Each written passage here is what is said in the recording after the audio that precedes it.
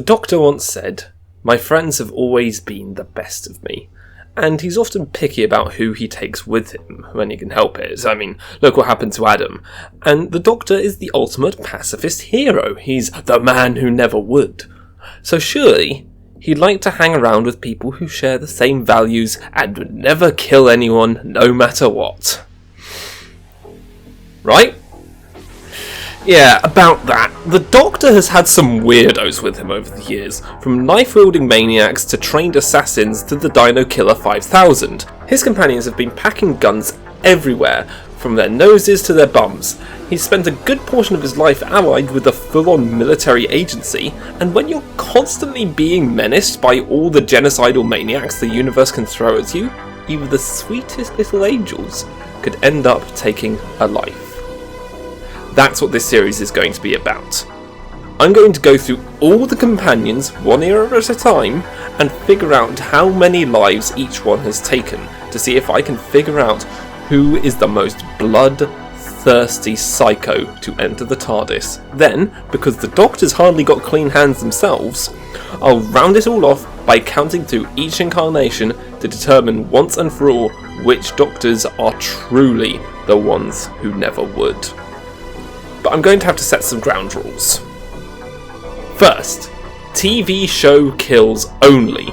I'm not going to dive into the expanded media for this because otherwise I won't release these videos till I'm just a brain in a jar. Though I am making an exception for the 8th Doctor's stuff. 8 deserves some love, and so to avoid bankrupting myself by paying Big Finish, I am going to include events from the stories that are available for free on Spotify in the UK. So that's the monthly range from Storm Warning to Zagreus, and the 8th Doctor Adventures range from Blood of the Daleks to Human Resources. Some other companions pop up here and there in these runs, so I'll address them as and when as well. I will also include kills in spin-off media like Sarah Jane Adventures and Torchwood where appropriate. Second, I am going to have to make a lot of guesstimations. There are lots of instances of alien armies being defeated in one go by a massive explosion or something, and it's hard to get a concrete number in those scenarios, so I'll try my best to get an approximate number. The main guidelines I'll be using are: if a city is destroyed with all of its inhabitants, I will count that as 200,000 kills, because that is apparently the average population for a real-world city. And if a large spaceship is blown up with all crew and no other number is given, that's about 2,000 kills, as that is the number given for the crew of a Dalek ship in The Parting of the Ways. It's not perfect, but it's the best I've got in most cases. Thirdly, robots. If a robot is shown to have a level of self-awareness or consciousness, I will count it as a kill. If it's just a drone or operated by remote control, I will not count it as a kill. Fourthly, if a character kills someone who later comes back to life, that still counts. If they kill someone and then the events that led to that kill are rewritten by time travel to have never happened, that does not count, as they never killed them, but I will still bring it up. If you completely wipe someone from history, that counts as a kill. Jesus Christ, the knots I am having to tie my brain into for this. Finally, let's talk about genocide. I went into this with the preconceived notion that if you killed enough people, it would eventually count as genocide. But no. Genocide is just killing one specific group of people with the aim of wiping them all out. There's also cultural genocide, where you attempt to eliminate that group by preventing them from doing something fundamental to their culture. Say, wiping out Christians by making it illegal to discuss God. Therefore, an act of genocide could feasibly be carried out on 10 people. And because of the worrying number of times it occurs in Doctor Who, I will be treating genocide as a separate classification when it comes up, unless I get a specific figure of how many people it kills. Yes, the good guys commit genocide. I've got no hope of these ever getting monetized, have I? So, yes, we'll have a murder counter, a murder per story counter, because I love my averages, and a genocide counter. Got it? Good. Today, we're going back to the swinging 60s, the first Doctor's era. I've got a bit of an extra hurdle for this era because a lot of the episodes are missing. For those not in the know, before the dawn of home video, the BBC didn't think it was worth preserving all the shows they produced, so a lot of them were taped over to save money and space. The Doctor Who community has done a great job reconstructing some of these missing episodes and documenting them on wikis, but this has limitations, especially if you don't like the idea of giving money to Ian Levine. If on the wiki it says they get past the guards, I don't know if that means that they snuck past them, or if one of the characters whips out a gun and goes all Danny DeVito on their faces. My options are either to track down the novelisation, which I really do not have the income for, or to find the best reconstruction I can find, which in some cases is basically a PowerPoint presentation with the audio playing over the top. For the most part, this has been enough, but come on BBC, animate the Daleks master plan already, please, I'm begging you. With that out of the way, let's start at the bottom with the companions who were just too much of a wet blanket to get their hands dirty.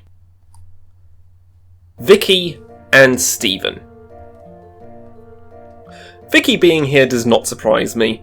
For a while, the TARDIS team template was to have the Doctor, an action man, and one or more girls to get into scrapes so the big strong men could get involved in the plot by rescuing them. Vicky was one of the girls. Her role was to scream and get captured. She was a great character, even if she was just Susan 2.0 brought on board because Carol Ann Ford wasn't happy about just screaming and getting captured, but her role meant that she never really got the chance to throw down. She tries to poison the Roman Emperor Nero at one point, but the Doctor does put a stop to that. Stephen, though, his role was all about throwing down. He was the action man, meant to get into fights with the evil henchmen, but weirdly his fights never really go too far. He has a few close calls. In The Chase, his first ever story, he nearly kills the entire TARDIS team by letting go of the rope they're climbing on so he can save a stuffed panda from a burning building. He gets into a few fights with Dravins in Galaxy 4, but is reluctant to even knock them out because they're all women. He gets into a sword fight in The Mythmakers, but a Greek soldier kills the guy he's fighting before Stephen gets the chance. Also, his arm nearly got cut off, so that probably wouldn't have helped. Then he manages to get through the Daleks master plan, probably one of the most bloodthirsty episodes in Doctor Who history, and an episode literally called The Massacre, without killing anyone. He doesn't even kill a Dalek. He gets accused of murder in The Massacre, but as if he could ever do that. Anyone who dies in the Celestial Toymaker basically dies because of their own incompetence, so I am not blaming him for any of those. He finally picks up a gun in The Savages, but it's a special gun that mind controls people, so that won't count. Right at the end of this, his final story, he shoots the villain, Captain Edal, but that just knocks him unconscious. So Stephen is a certified good boy. No kills. But now, we get on to the killers. Tied for 5th place on our list today, we have two companions who are very similar, but very different. Katerina and Sarah Kingdom. These two are both short-lived companions killed off in the Daleks' master plan. Katerina was a servant girl from ancient Greece who joined the Doctor because he'd just said goodbye to Vicky and needed to get his kidnapping fix again. She was convinced that the Doctor was Zeus and the TARDIS was his temple. She had no idea what was going on, and the writers quickly realised this would be really annoying to write if she had to have every little piece of even slightly modern technology explained to her. In the story, after she was introduced, the Daleks' master plan, she is kidnapped by a man named Kirkson and held hostage. They're knocked into an airlock, and during the struggle, Katerina hits the button that jettisons the airlock, sending her and Kirkson into outer space. It is deliberately left ambiguous in episode as to whether or not she knew what she was doing and was performing an act of self-sacrifice to allow the Doctor and Co to carry on with their mission, or if she accidentally hit the button in the struggle. But either way, she killed Kirkson, and that's good enough for me. 1 kill with a ratio of half a kill per episode. Approximately immediately after Katarina dies, a new female companion is introduced. Sarah Kingdom, an agent of the Space Security Service, whose boss is secretly working for the Daleks. He sends her to kill the Doctor and co, but she eventually learns the truth and joins them, but not before she kills their ally, Brett, who it turns out was her own brother. She takes this well. This, combined with everything else we know about the Space Security Service, the triple S acronym isn't exactly subtle, makes it clear that she has definitely killed people before, though we don't see those on screen, or get mentions of specific kills. According to some sources, she joined when she was only 7 years old, so that's a lot of time to get some killing in, especially with a kill to episode ratio of 1:1. She is a literal child soldier, but the moment she joins up with the Doctor and Steven, she doesn't seem to kill anyone else until she dies at the end of the adventure, when she's disintegrated by the Daleks' time destructor. I told you the Daleks' master plan was a bloodthirsty episode. Susan. Sweet little Susan was the original companion, the original Scream Queen, the girl who screamed and got captured. Okay, I'm being mean, but the 60s were mean to female companions. Susan was the Doctor's granddaughter. She was almost as smart as him, and in the pitch that was given to Carol Ann Ford, she was meant to have badass karate skills and psychic powers.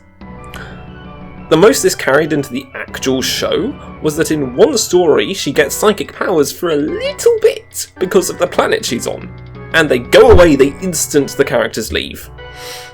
As for the badass karate skills, she never threw down. Not by herself, anyway.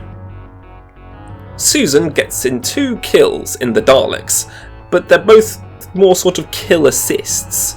When the TARDIS team are trying to escape the Dalek city, she helps with their plan to disable a Dalek by cutting it off from its power source, which does kill it. She then helps kill another Dalek by dropping a sculpture on it. Frustrated by her inability to get a solo kill, she starts trying to stab people with scissors for an episode, then takes a break from killing for about 20 years before she meets back up with her dear old grandfather to help him get another fix of Dalek murder in The Five Doctors, where she helps lure one into a hall of mirrors so it gets blown up by its own laser. Altogether, that's 3 kills with a ratio of 0.27 kills per story. Good job, Susan. Now put down the scissors. Susan, put the scissors down. No! Dodo Chaplet's crimes are numerous and varied, but we've not been able to pin any of her murders on her yet. She's such a strange companion. Only around for 4 stories, introduced at the end of a story by wandering into the TARDIS thinking it's an actual police box. She then leaves halfway through another story when the Doctor snaps her out of a bout of hypnosis and she has to go take a nap, and then tells her replacement off screen to give the Doctor a message that she's gone to live with her aunt. Also, her accent keeps changing. She doesn't waste any time getting her kills in though. The first surviving piece of footage of her is when she happily saunters out of the TARDIS and sneezes. This sneeze leads to so much death. You see, the TARDIS has landed on a ship carrying a bunch of human colonists from the distant future, long after they've wiped out almost all disease, so they have no natural immunity to Dodo's cold. We see at least 4 of their alien servants die, and 1 human. Fortunately, the Doctor is able to find a cure, and the TARDIS goes on its way. But wait! The TARDIS lands on the same ship again 700 years later. Dodo's cold had lingered and mutated into a different virus that, quote, sapped the humans' will, which allowed their alien servants, the monoids, to rise up in rebellion against them and overthrow them. We don't get to learn how many died in this rebellion or how many humans were killed by the monoids during their reign, but I think we can't really say these were a direct result of Dodo's actions. Her cold killed the first 5, but it just bummed out all the humans afterwards and the monoids took advantage of it. So I'm happy to give Dodo a final charge of 5 counts of manslaughter and a kill rate of 1.25 kills per story. Good job, Dodo.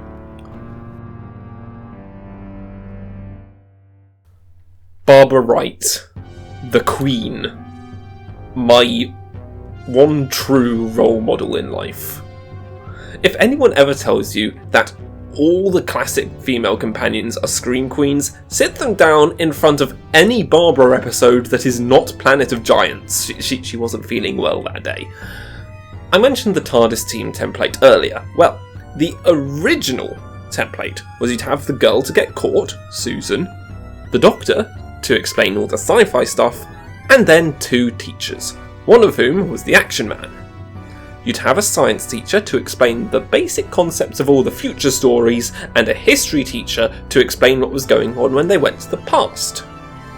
Barbara was the history teacher. But she wasn't just an exposition machine, she used that knowledge to her advantage. My 2 favourite Barbara moments are in the Dalek invasion of Earth, when she's being interrogated by the Dalek leader about rebel plans, and she starts spouting off ancient history military manoeuvres by Hannibal and Robert E. Lee, convincing the Daleks that there's a bunch of rebels that they didn't know anything about. And in the Aztecs, when she tries to save the Aztec people from their impending doom at the hands of Cortez by setting herself up as a goddess using her knowledge of their culture. And don't worry, it is addressed how problematic that is in the episode itself. The point is, Barbara is a badass and you should never forget it. Getting down to her murders, first she gets shared credit in those first 2 Dalek kills from Susan's entry. She even gets her hands a little dirtier by slapping some pudding onto a Dalek's eye. But then, she takes matters into her own hands. In the Keys of Marinus, the team is held captive by these weird alien brains known as Morpho. They alter everyone's perception to make them think they're in a luxurious city, when in reality everything is dingy and horrible. They want to keep the crew here forever as their slaves. Barbara manages to see through the illusion and smashes the Morpho's life support to pieces, killing all 4 of them. When she goes through her goddess phase, she gets ready to slit Toxotl's throat. I can't remember if I'm saying that right, but we don't really know if she'd have actually gone through with it. Later, in the Dalek invasion of Earth, she becomes the first companion to have a solo Dalek kill by running 3 of them over at the same time with a truck. Then, in the rescue, she spots this hideous monster and immediately shoots it, not realising it was actually Vicky's pet Sandy. And in the Web Planet, she's the one who kills the godlike Animus, leaving Barbara with the final count of 7 solo murders, 2 kill assists, 1 animal murder, and 1 deicide. 11 kills total, 0.6875 kills per story. Queen. Ian Chesterton is a bloomin' psycho. He's a secondary school teacher from the 1960s who gets thrust into a world of time travel and begins murdering his way across history. He starts off with those first 2 Daleks we've already discussed, getting his hands even dirtier because he reaches right in there and yanks the little hate squid out of its can, then starts piloting the casing around. He just went full on GTA on a Dalek and he's barely been travelling for a week. Then, after dropping a sculpture on the other one, he goes and teaches an entire pacifist society to kill again by threatening to steal their leader's girl. He calms down for a little for the next couple of stories. His kills there are far less hands-on. He does threaten to kill a guy in Marco Polo and gets into a sword fight, but no actual kills until the Keys of Marinus, where he accidentally knocks a Vord into a tank of acid, it happens to the best of us, then causes the death of the main villain of the episode, Yartek, and at least 3 more Vord, by giving them a fake key which triggers a failsafe, i.e. a gosh dang massive bomb. Then he gets right back to the straight-up murders. In the Aztecs, he tells Ixta that he could kill him with just his thumb. He ends up having to put a tad more effort into it, and so he yeets him off the top of a ziggurat. In the Dalek invasion of Earth, Ian gets his biggest body count of all. He kills the Dalek leader's pet, a creature called a Slither, by whacking it over the head with a big rock. Then he decides to go whole hog by blowing up the Dalek ship with all hands/plungers aboard. 2,000 Daleks wiped out in one go. Admittedly, some of them might have been Robomen as well, but total crew complement 2,000 is what I'm sticking with. This seems to curb his bloodlust for a while. He doesn't kill anyone else until the Web Planet, when he kills a Zarbi, then gets in one last Dalek kill in the chase, this time via a pit trap. So well done, Chesterfield! You're number one's number one murderer with 2,011 kills, plus however many of Ix's descendants never got a chance to exist. That's approximately 126 kills per story. So to sum up, we've got Vicky and Stephen in last place with 0 kills. Katerina and Sarah Kingdom in joint 5th place with 1 kill each. Susan in 4th with 3 kill assists. Dodo in 3rd with 5 counts of manslaughter. Barbara in 2nd with 11. And Ian thoroughly overcompensating in 1st with 2,011. Weird. If the Daleks' bomb was falling fast enough to break through those planks, not only would the Earth have been destroyed, but the main male and female companions of the era would have been tied for the amount of kills. Now that's equality. But I know what you're all thinking. What about Ben and Polly? Where's Ben and Polly? I want Ben and Polly! Give me Ben and Polly now! Well, they only had 3 adventures with the First Doctor, and he was unconscious for most of that final one, but they had far more with Troughton, so I'll be covering them in my next video. I hope you've enjoyed this little romp through the murderous histories of the First Doctor's companions. If I've missed anything out, please let me know, and I will adjust my leaderboard accordingly in future videos.